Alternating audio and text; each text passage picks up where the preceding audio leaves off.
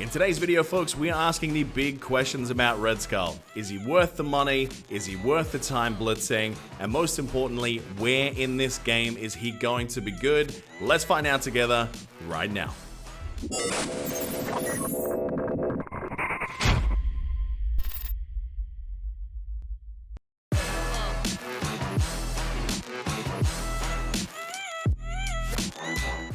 Welcome back, folks. Of course, it is Chewburger84 here from Alternate Reality, and today we're going to be talking about Red Skull.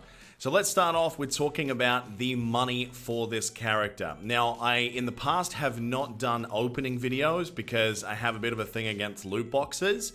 But what I'm going to do instead going forward, because I want to show you guys the value of these packs, in many cases how bad they can be.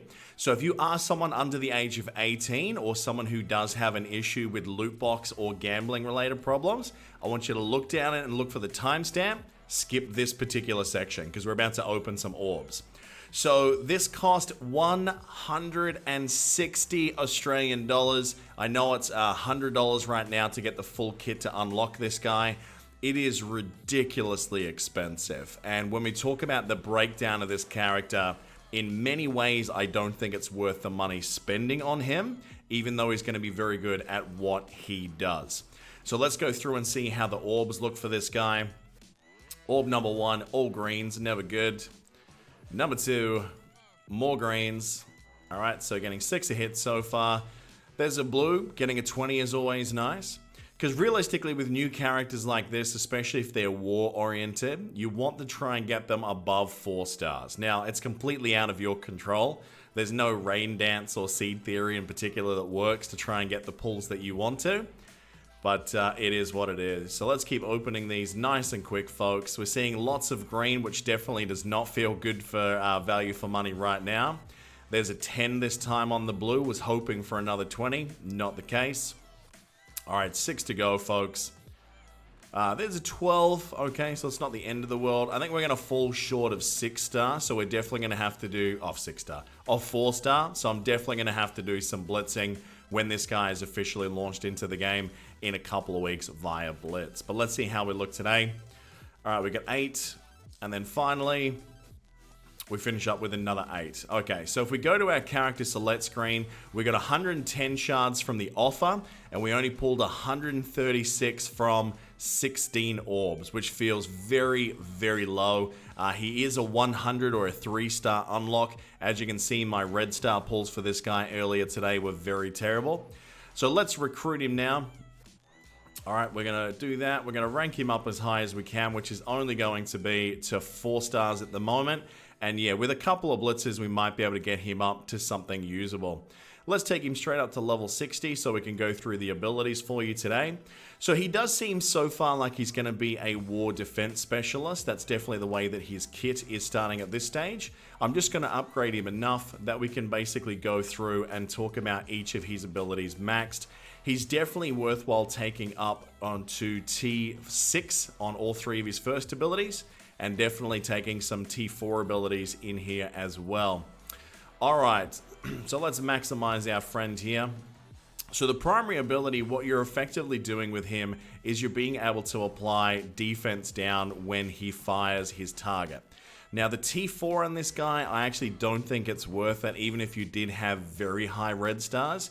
All you're really getting here is a guaranteed chain, which for him is not the biggest part of his kit. What we love about this guy is the defense down. Being able to do a defense down on a basic is exceptional, okay? So this is very, very good.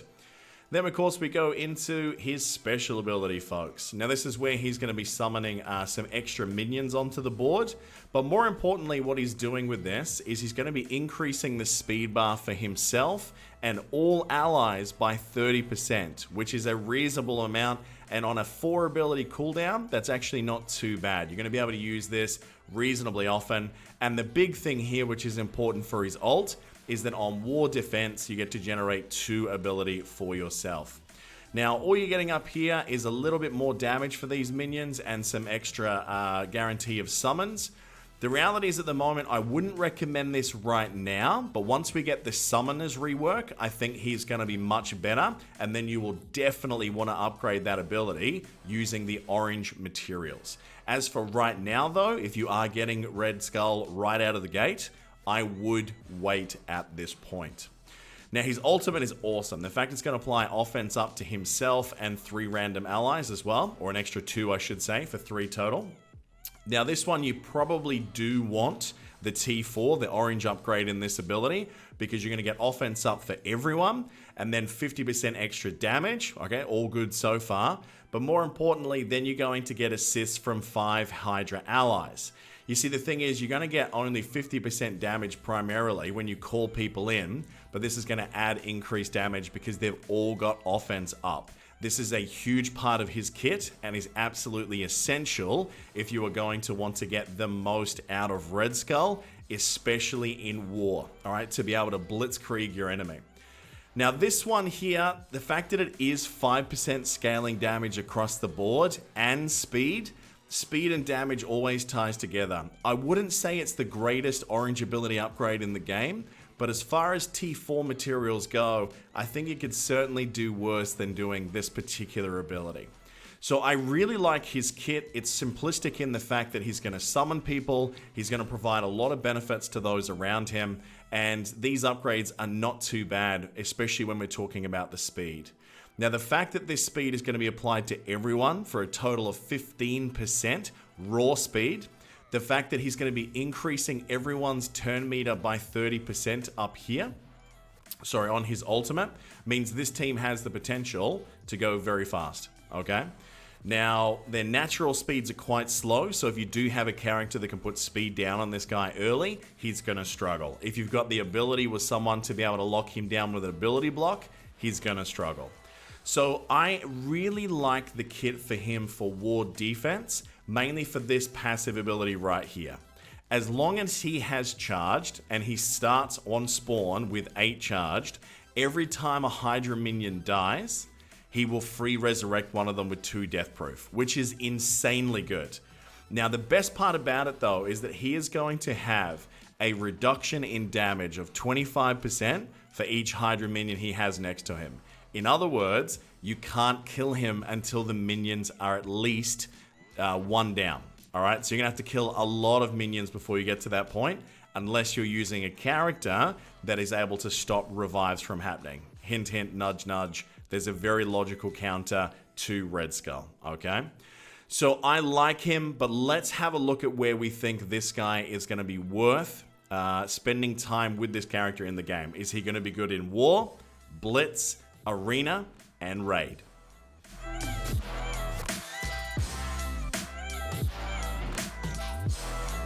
Alright, so let's break him down first of all from a point of view of Arena. The reality is, in Arena, he is going to be a little bit rubbish because he's very easy to single off. He gets most of his benefits when you are using him with the rest of his Hydra squad.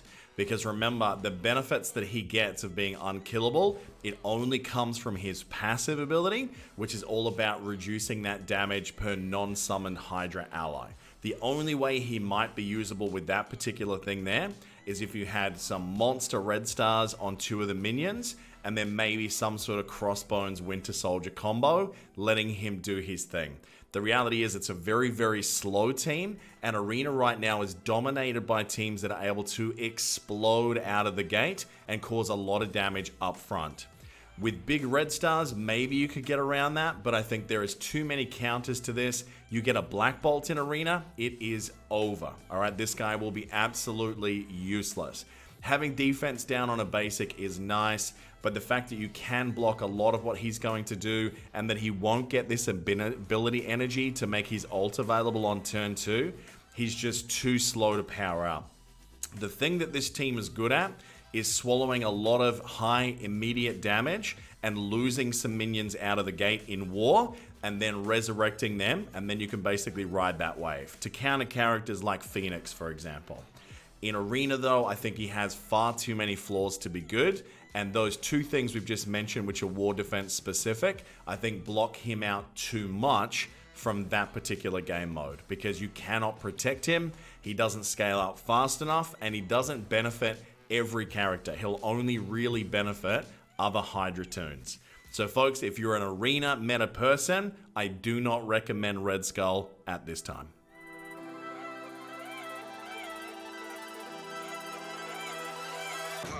Okay, so for Blitz, he does have some usage, I believe. Nowhere near as effective as what he and Hydra would be in War, but I think there's a lot to be said about adding another Blitz team to this rotation. Wish we had the save squad for it, but we'll get it one day. So the reality is, it gives a home for these 5 characters, because the Hydra minions by themselves are not going to have a high win rate at 8.3 without Red Skull. Now, you're going to have to be very careful about some of the matchups that you take about 8.3, but a lot of his abilities are going to work. You can take on a lot of the slower teams, you can take on some of the really high burst teams, as long as Red Skull lives. If you can make that happen, there's a very good chance you're going to be okay. The fact that we're going to be able to get some resummons as long as he lives is going to be great for Blitz. The fact that you're going to be able to just smash someone on the second turn by offense upping everyone and then hitting in with this assist from the entire team, that's going to be good to take out teams that have that one high value target. Normally I'm looking at a Captain Marvel here, but that's a risky team to go up against because she could one-shot Red Skull by accident, and then basically your team's going to fall apart. I do think that the speed bar fill on the passive speed is going to get around a lot of teams, maybe some of the Avengers teams you might come up against. Defenders is going to be hit or miss. That Punisher can really hurt this team, so you need to be careful there. I think this team can hang at 8.3 in Blitz, but you need to be careful. But the caveat is, unless you have the resources, the gold, the materials to level this guy up and put the right T4s in the Hydra squad, there is no point buying him for another Blitz team though, because you are going to have to level that Hydra team all the way up as well. Remember, we can't just buy Red Skull and make him work straight away. You have to level 4 other characters to make him good for Blitz. So the answer is yes, he's going to have a home for Blitz. He's going to work well in Blitz, but not by himself. So be prepared to lay out a lot of gold if you want to do that right now.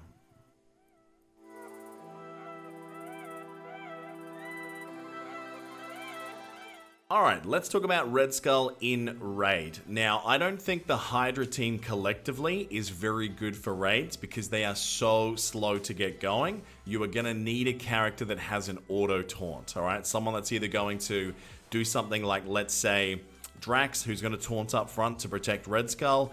Perhaps someone like Yo-Yo, alright? Putting a Yo-Yo in this squad so that everyone's hitting into them with an offense down. The reality is you need to be able to keep Red Skull alive. Maybe you're putting in a Minerva to make sure that you can resurrect this squad. The reality is I don't think that he works with a Hydra team in Raid, therefore he's going to lose a lot of functionality. But that doesn't mean that it's all sadness. The thing is here with his special, it's a low cooldown. We're talking basically 4 turns, meaning you're going to have it looping around relatively frequently. The thing is here is the filling the speed bar of himself and all allies. So I've been a big advocate in this game of anything that manipulates turn meter is always amazing in raids. The fact that you can make everyone increase by 30% is a very big deal. Now, does he have functionality that is better than Falcon in that same spot? I'm looking at Tech Wing, for example, when I talk about this. Could you drop, let's say, Falcon and use this guy instead? For getting this much turn meter, maybe. Alright, it's not as on low as a cooldown as it is on Falcon. Falcon can provide a little bit more at high levels as well, so maybe not. If you're not using Ultron though, obviously if you are in Tech Wing, you don't want to drop Falcon from that squad because you're going to end up using these Hydra minions and they are going to block up space to be able to let Ultron do his thing. So if you're using Ultron in your raids at the moment, do not bring Red Skull along for the ride. He's going to block your show. Because remember, he's going to be resurrecting his minions over and over again. Now, for cannon fodder, this could actually be a really good thing. If the AI is dumb and it keeps on trying to hit minions with the lowest health, maybe that's a really good thing. But to sacrifice Ultron, if you don't have characters like Yo-Yo and BB to make up for the amount of functionality that he brings, maybe that's going to be a little bit rough for you. He's going to get no functionality here except for giving offense to the rest of the squad, because other than that, he's not going to be summoning any Hydra characters, unless, of course, you have some minions on the board. I think to provide an offense up buff on such a massive cooldown, he just doesn't have that functionality that makes me want to replace Falcon for him. So I think in raids, he has maybe some weird combinations, like if you could run him and Falcon together with like a Star-Lord in between them, so they're both just banging turn meter out continuously. Maybe there's some stupid combination that leads to an endless turn meter raid team. I don't know. But up front, if you ask me, should I take this guy to level T14 to be able to go gangbusters in Ultima 7? The answer is a hard no.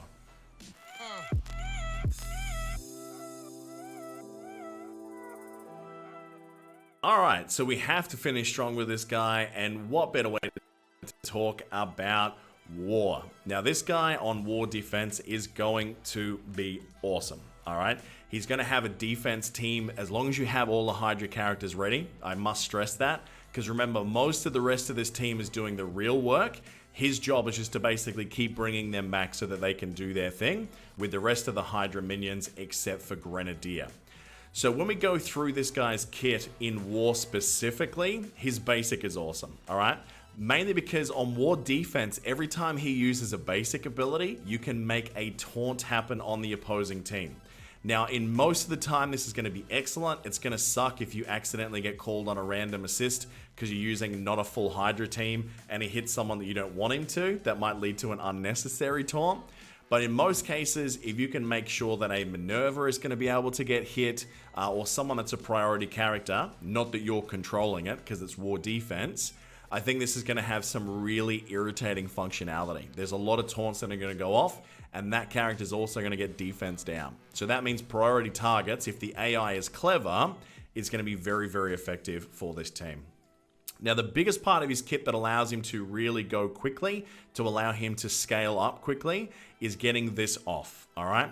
On war defense, he's going to generate 2 energy ability for himself, as well as the other bonuses we've already spoken about.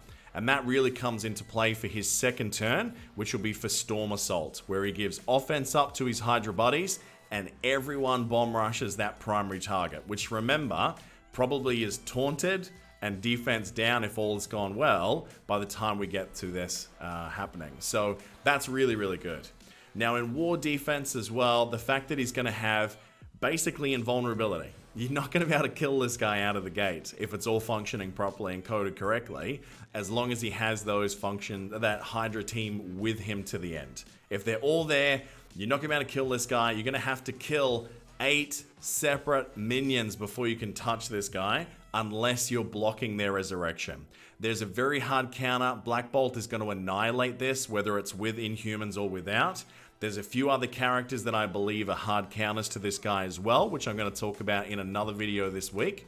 But I really do think that for many smaller alliances, the good thing this is going to do is it's going to stop people from using their Inhumans on teams like Asgardians or other high-value targets like, let's say, Ultrons on defense, or even your Menardian setups, but not as much. Basically, all those really big ones that give people grief, you have to be very careful about where you use your Black Bolt now. Because if you've used it early and you don't have it to take this down, you're going to have to get creative with some other teams. So I really like these guys for war defense. The fact that it frees up some of my other guys to become on offense now and let me play a little bit around, I'm really looking forward to.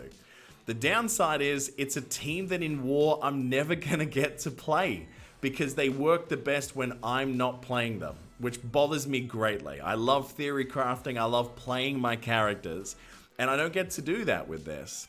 So that's a little bit of a bummer for me, but I still think he's going to be a wonderful addition, again, if you have the Hydra minions ready. If you do, it's a massive yes that he's going to be worth it for this game mode. If you don't have them ready, there is no sense in rushing out or blitzing your butt off for this guy anytime soon.